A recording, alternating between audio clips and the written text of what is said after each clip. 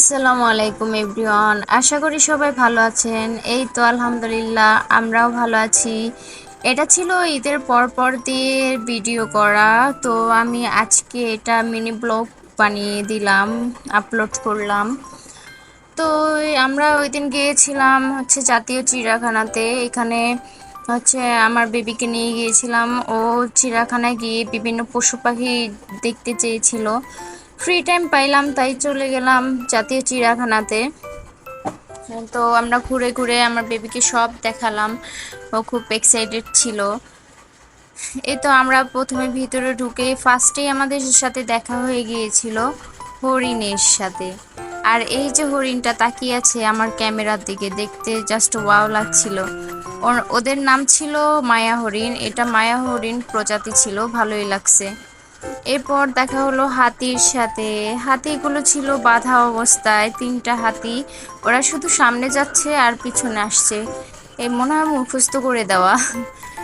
আর আমরা গেলাম, এই তো এটা হচ্ছে অ্যাকুরিয়াম। অ্যাকুরিয়াম ফিশ, এখানে ছিল অনেক রকমের অ্যাকুরিয়ামে বিভিন্ন রকমের ফিশ। প্রায় 30টি প্রজাতির বেশি মাছ ছিল এখানে। কিছু কিছু প্রজাতি আমি চিনতে পারছি, যা অ্যাভেলেবেল মানে ঢাকা শহরে পাওয়া যায়, দেখা যায়। আরগুলো মানে চিনতে পারি নাই। ওখানে শুধু নেম প্লেট দেওয়া ছিল, ওগুলো দেখে আমি চিনতে পারছি আর ওদের সম্পর্কে জানতে পারছি। মাছগুলো খুবই সুন্দর ছিল, বিভিন্ন কালারেরও মাছ ছিল। দেখতে আসলে অনেক ভালো লাগছে। আমার ছেলে তো এগুলো ধরতে চাইতেছিল আর বারবার ওদেরকে নিতে চাচ্ছিল, দেখে খুব এক্সাইটেড ছিল। ও চাচ্ছিল যেন এগুলোর থেকে কিছু মাছ আমরা বাসায় নিয়ে আসি, কিন্তু সেটা তো আর সম্ভব না। তো ওকে বুঝিয়ে শুনিয়ে নিয়ে আসলাম আর ও খুব দেখতেছিল, এনজয় করতেছিল। বিভিন্ন প্রজাতির মাছ ছিল, এগুলোর নাম সম্পর্কে জানতে চেয়েছে, এগুলো কিভাবে সাঁতার কাটে এই সম্পর্কে ও মানে বারবার বিভিন্ন কোশ্চেন করতেছিল।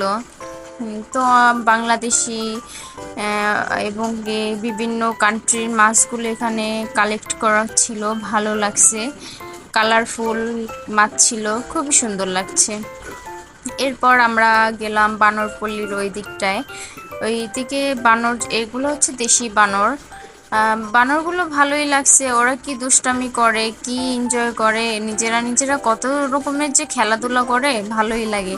আর এগুলো দেখে মানুষজন, বাচ্চারা খুব এনজয় করে।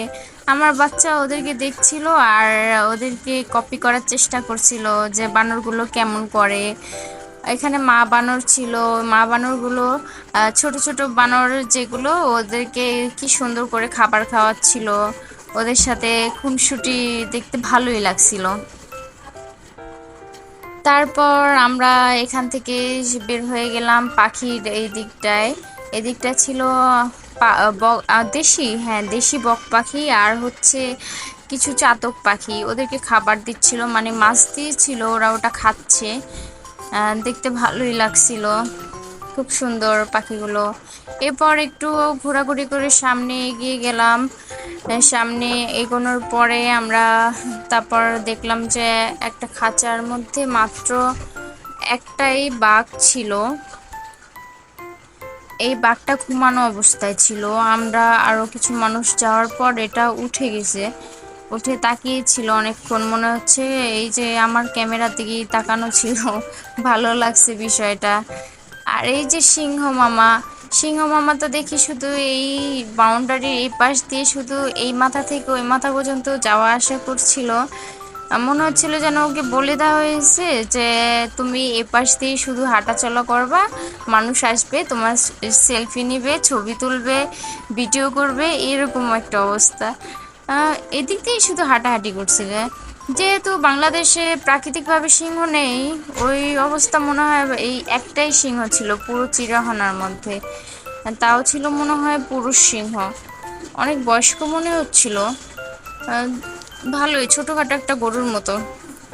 এরপর দেখলাম কিছু বাঘকে মানুষগুলো খাবার দিচ্ছিল আর চারপাশে প্রচুর মানুষ ছিল এগুলো দেখার জন্য যে বাঘ কিভাবে খাবার খায়, ওদেরকে কিভাবে দেয়। তো এখানে ছিল 3টা বাঘ, একটা মা আর 2টা হচ্ছে বাচ্চা। এগুলো বার্থডে ছিল সম্ভবত 24 সালে। তো এগুলোর নামও ছিল শাফলা, হাসনা, আর কি যেন নাম আমার অ্যাকচুয়ালি মনে পড়ছে না।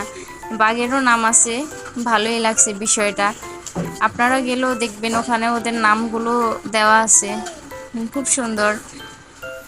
তারপর এই যে বাঘগুলো খাবার খাচ্ছে, ওদেরকে মাংস দিয়েছিল, ওরা মাংস খাচ্ছে। এই যে দেখুন কি সুন্দর করে ওরা খাবার খাচ্ছে, ভালোই লাগছে দেখতে। আমার বাচ্চাটাও দেখছিল।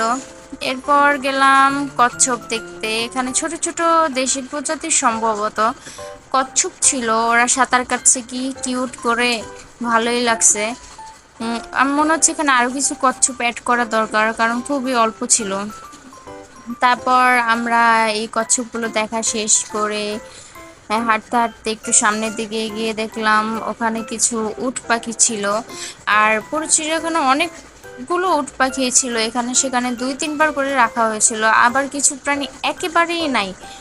চিড়িয়াখানা একটু ডেভেলপ করা উচিত, কারণ একই প্রজাতি বারবার দেওয়া আছে, আবার কিছু প্রজাতি নেই। এই যে আমার ছেলে দৌড়াদৌড়ি দৌড়াদৌড়ি করছে আর খুব এনজয় করছে। ও দৌড়ে গেল। এখানে হচ্ছে কি যেন এটা এটা হচ্ছে খরগোশ।